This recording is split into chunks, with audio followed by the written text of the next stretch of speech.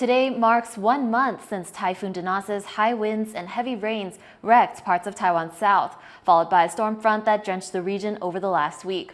Now, as the rain begins to let up and the floodwaters recede, locals there are picking up the pace of recovery. Our reporter Irene Lin has been following recovery efforts in Tainan and joins us live. Irene, how are people doing over there?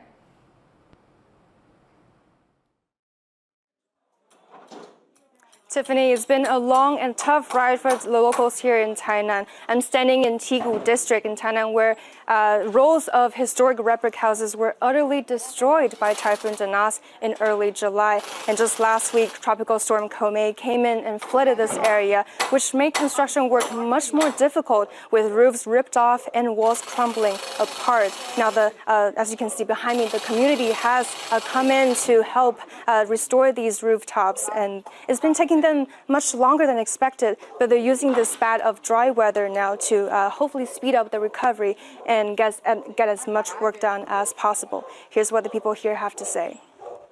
那天最主要是屋顶都掀开的户数是比较多，这边还有那个另外7股一个西寮里，可以算说是整个全国这是当然是风灾的重中之重的灾区。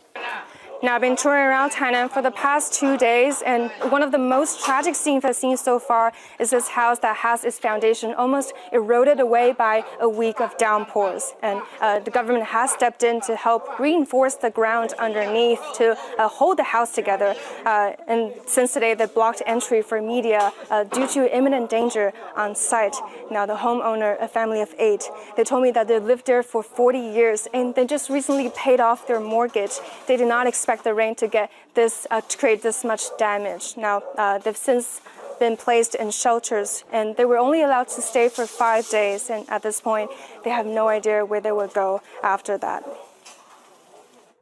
So, Irene, why have the storms this year been felt more strongly than before?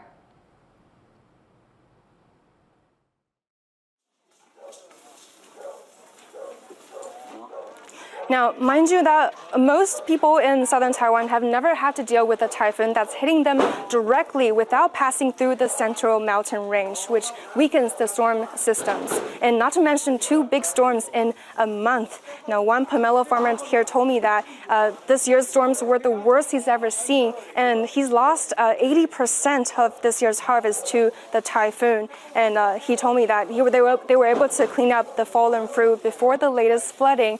But he said, had he not drained the floodwater in time, it could have irreversibly damaged or killed the pomelo trees.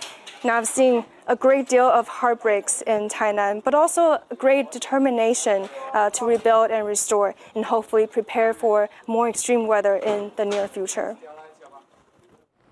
Thanks, Irene. That was Irene Lin reporting from Tainan in southern Taiwan.